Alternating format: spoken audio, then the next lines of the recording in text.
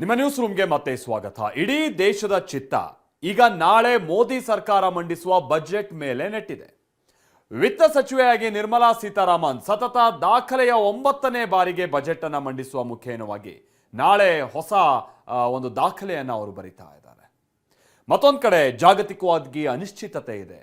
ಅದರ ನಡುವೆನೇ ಡಾಲರ್ ಎದುರು ರೂಪಾಯಿ ಮೌಲ್ಯ ಬಹಳ ಕುಸಿತಾ ಇದೆ.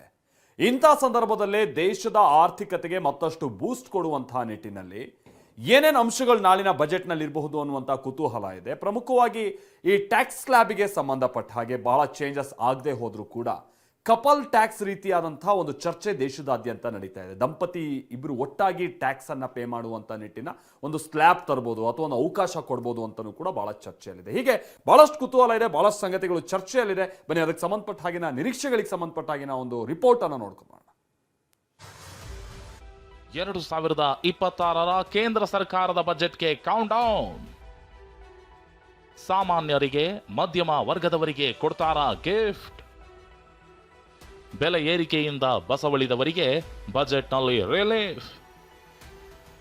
ಗಗನಕ್ಕೇರಿರೋ ಚಿನ್ನ ಬೆಳ್ಳಿ ದರ ತಗ್ಗಿಸಲು ಇದೆಯಾ ಪ್ಲಾನ್? ಜನಸಾಮಾನ್ಯರು, ವೇತನದಾರರು, ಸ್ತ್ರೀ ಸಮುದಾಯ, ದೇಶದ ಮಧ್ಯಮ ವರ್ಗ, ಉದ್ಯಮಿಗಳು ಹೀಗೆ ಎಲ್ಲಾ ವಲಯದವರು ಉಸಿರು ಬಿಗಿ ಹಿಡಿದು ಕಾಯುತ್ತಿರೋ ಬಜೆಟ್ಗೆ ಕೌಂಟ್ ಡೌನ್ ಶುರುವಾಗಿದೆ. ನಾಳೆ ವಿತ್ತ ಸಚಿವೆ ನಿರ್ಮಲಾ ಸೀತಾರಾಮನ್ 9ನೇ ಬಾರಿ ಬಜೆಟ್ ಮಂಡಿಸಲಿದ್ದು, ಹಿಂದಿನ ಹಣಕಾಸು ಸಚಿವ ಪಿ ಚಿದಂಬರಂ ದಾಖಲೆಯನ್ನ ಸರಿಗಟ್ಟುತ್ತಿದ್ದಾರೆ. ಅಷ್ಟೇ ಅಲ್ಲ, ಮಹಿಳಾ ವಿತ್ತ ಸಚಿವೆಯಾಗಿ ಹೊಸ ದಾಖಲೆ ನಿರ್ಮಿಸಲಿದ್ದಾರೆ. वित्त मंत्री निर्मला जी देश की पहली वित्त मंत्री ऐसी है, महिला वित्त मंत्री ऐसी है, जो लगातार 9वीं बार देश के संसद में बजट प्रस्तुत करने जा रही है. ದಾಖಲೆಯ ಜೊತೆಗೆ ದೇಶದ ಜನತೆಗೆ ಏನ್ ಕೊಡ್ತಾರೆ ಅನ್ನೋ ನಿರೀಕ್ಷೆ ಹೆಚ್ಚಾಗಿದೆ. ಜನಸಾಮಾನ್ಯರಿಗೆ ಹಲವು ಪ್ರಮುಖ ಘೋಷಣೆ ಮಾಡುವ ಸಾಧ್ಯತೆ ಇದೆ ಎಂದು ಹೇಳಲಾಗ್ತಿದೆ. ಬಜೆಟ್ನಲ್ಲಿ ಒಂದಿಷ್ಟು ದೊಡ್ಡ ಘೋಷಣೆಗಳು ಇರಬಹುದು ಎಂದು ವಿಶ್ಲೇಷಕರು ಭವಿಷ್ಯ ನುಡಿದಿದ್ದಾರೆ. ಹಾಗಿದ್ರೆ ಏನೆಲ್ಲ ನಿರೀಕ್ಷೆಗಳು ಇವೆ ಅನ್ನೋದನ್ನೇ ತೋರಿಸ್ತೀವಿ ನೋಡಿ. ಬಜೆಟ್ನಲ್ಲಿ ಚಿನ್ನ ಪ್ರಿಯರಿಗೆ ಗುಡ್ ನ್ಯೂಸ್ ಸಿಗುತ್ತಾ ಅನ್ನೋ ಪ್ರಶ್ನೆ ಇದೆ. ಯಾಕಂದ್ರೆ ಬಜೆಟ್ನಲ್ಲಿ ಚಿನ್ನ ಬೆಳ್ಳಿ ಮೇಲಿನ ಸುಂಕ ಇಳಿಕೆ ಮಾಡುವ ನಿರೀಕ್ಷೆ ಇದೆ. ಅಂದ್ರೆ ಚಿನ್ನದ ಮೇಲಿನ ಆಮದು ಸುಂಕವನ್ನ 6% 3%, ಚಿನ್ನದ ಮೇಲಿನ ಜಿಎಸ್ಟಿಯನ್ನ 3% 1.2% ಇಳಿಕೆ ಮಾಡುವ ಸಾಧ್ಯತೆ ಇದೆ.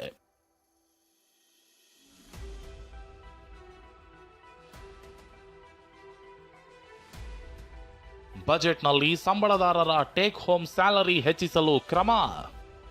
ಹೌದು, ಕಳೆದ ಬಜೆಟ್ನಲ್ಲಿ ತೆರಿಗೆ ವಿನಾಯಿತಿ ಮಿತಿಯನ್ನ 12 ಲಕ್ಷ ರೂಪಾಯಿಗೆ ಏರಿಸಿ 30% ತೆರಿಗೆ ದರವನ್ನ 24 ಲಕ್ಷ ರೂಪಾಯಿಗೆ ನಿಗದಿಪಡಿಸಲಾಗಿತ್ತು. ಆದರೆ ಹಣದುಬ್ಬರವು ಸದ್ದಿಲ್ಲದೆ ಮಧ್ಯಮ ವರ್ಗದ ಜನರ ಜೇಬನ್ನ ಖಾಲಿ ಮಾಡಿಸುತ್ತಿದ್ದು, ಈ ಹಿನ್ನೆಲೆಯಲ್ಲಿ 30% ತೆರಿಗೆ ಸ್ಲ್ಯಾಬ್ ಅನ್ನ 35 ಲಕ್ಷ ರೂಪಾಯಿಗೆ ನಿಗದಿಪಡಿಸುವಂತೆ ಒತ್ತಾಯಿಸಲಾಗಿದೆ. ಇದೇನಾದ್ರೂ ಆದ್ರೆ ಸಂಬಳದಾರರ ಟೇಕ್ ಹೋಮ್ ಸ್ಯಾಲರಿಯಲ್ಲೂ ಹೆಚ್ಚಾಗಲಿದೆ. ಇನ್ನು ನಾಳಿನ ಬಜೆಟ್ನಲ್ಲಿ ಕರ್ನಾಟಕವು ಸಾಕಷ್ಟು ನಿರೀಕ್ಷೆಗಳನ್ನ ಇಟ್ಟುಕೊಂಡಿದೆ. ಹಲವು ಬೇಡಿಕೆಗಳು ಇವೆ. ಅದೇನು ಅಂತ ನೋಡೋದಾದ್ರೆ, ರಾಜ್ಯಕ್ಕೆ ಬರಬೇಕಾದ ಜಿಎಸ್ಟಿ ಪಾಲಿನ ಅಸಮಾನತೆ ಸರಿಪಡಿಸುವುದು, ನೆನೆಗುದಿಗೆ ಬಿದ್ದಿರುವ ದೊಡ್ಡ ಯೋಜನೆಗಳಿಗೆ ಮರುಜೀವ ನೀಡುವುದು, ಕೃಷ್ಣಾ ಮೇಲ್ದಂಡೆ ಯೋಜನೆ, ಭದ್ರಾ ಮೇಲ್ದಂಡೆ ಯೋಜನೆ, ಎತ್ತಿನಹೊಳೆ, ಮಹಾದಾಯಿ, ಕಳಸಾ ಬಂಡೂರಿ ಯೋಜನೆಗೆ ಅನುಮತಿ ಮತ್ತು ಅನುದಾನ ನೀಡಬೇಕೆಂಬ ಬೇಡಿಕೆ ಇದೆ. ಅಲ್ಲದೆ ಭದ್ರಾ ಮೇಲ್ದಂಡೆ ಯೋಜನೆಗೆ 2023ರ ಬಜೆಟ್ನಲ್ಲಿ ಘೋಷಿಸಿದ್ದ 5,300 ಕೋಟಿ ರೂಪಾಯಿ ಬಿಡುಗಡೆಗೆ ಆಗ್ರಹವೂ ಇದೆ. ಅಲ್ಲದೆ ರಾಜ್ಯದ ರೈಲು ಯೋಜನೆಗಳಿಗೂ ಕೇಂದ್ರದ ಬಜೆಟ್ನಲ್ಲಿ ಅನುದಾನ ಸಿಗುವ ನಿರೀಕ್ಷೆ ಇದೆ.